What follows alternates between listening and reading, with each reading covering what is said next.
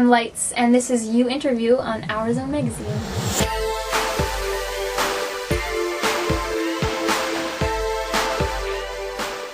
There's two different places that a song can come from.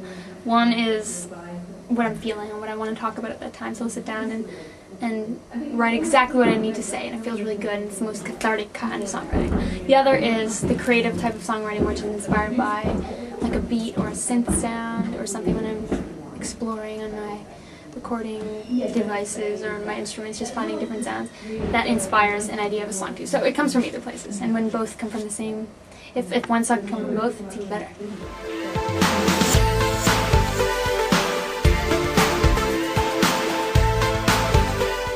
Yes, I remember my first interview.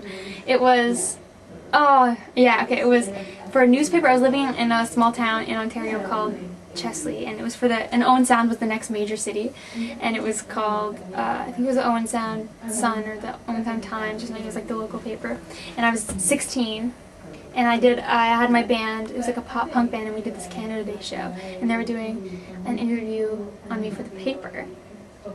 And I was so nervous. I did the interview and read it up, and I got all the information wrong, my age, my name, everything. But I was in the paper. How many times will the clock go round? How many I wrote my first song when I was 11. Well, if you don't count all those ditties we used to write when we were kids playing Lego. We'd be playing Lego and singing and doing all these choruses, and then you just hear my mom yell "shut up" from downstairs, and we didn't realize how loud we were getting. But we invented all kinds of songs, but I think the first official song I wrote was 11. And I just learned how to play guitar, and I went up to my room and wrote a little song. times can my hands hit the ground? How many coffins before there's a crown? You know what? I don't think I've ever played Twister. Maybe once when I was really little, but it's something that's probably lacking in my life. I do need to get to a Twister board ASAP. Far will I fall to the alarm sounds? How can you love me when I've actually done quite a few small tours around the UK, starting with Give It a Name tour last April, and a few since. Even this past May, June, we did some dates too, so we're always going to be coming back, and slowly, hopefully more people will come. I'm ugly? Guess I can only hope. Yeah, I totally do. I mean, there's a certain, I guess there's a certain duty that you have as a person in the spotlight. Anybody, no matter who you are. You have to be conscious all the time that there are people watching you, and people watching what you do and being influenced by the things that you do. And, I mean, you have to be sure that you're being smart, but you don't want to be right by anyone else's standards other than your own. So if something that you think is right is not something someone else thinks is right, you can't be affected by that, because there's always going to be people that think you're wrong. So it's important to really just be true to yourself and make sure that you're making the right choices based on that, not based on anyone else. Second go.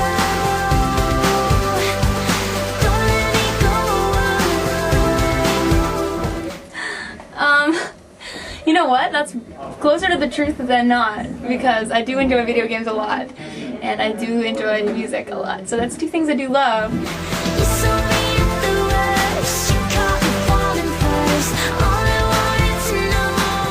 sort of an adaptation of a quote that I just kind of grew up knowing, and it's about the father's blessing and trying to do things right in the eyes of.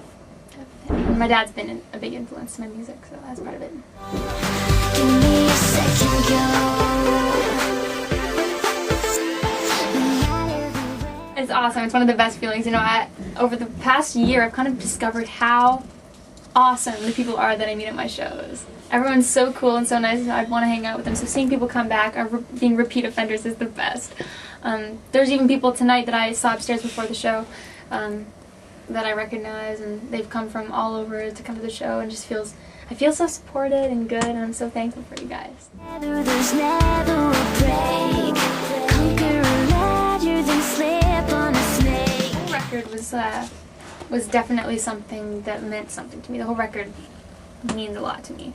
It's kind of the best stuff I've written out of a whole bunch of stuff. There's you know, from the day I discovered my place in electro music to the day that the listening came out, there's probably like 100 songs written and 50 songs recorded, and narrowed it down to the ones that you hear on the record. So those ones all really mean a lot to me. I think one that means a lot to me is Savior. That's a song that's really close to me.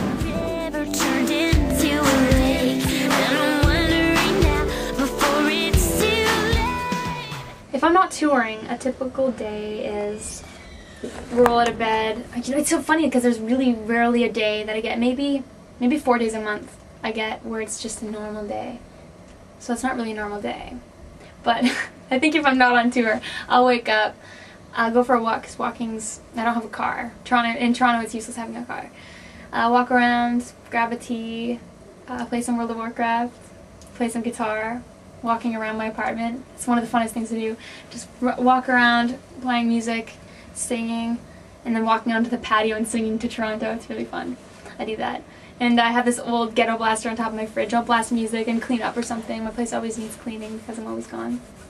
And have a yogurt parfait. I love yogurt parfaits. And feed my tarantula, which is what I usually have to do when I come home. Thank you, Ourzone Magazine. You've been watching You Interview with Lights.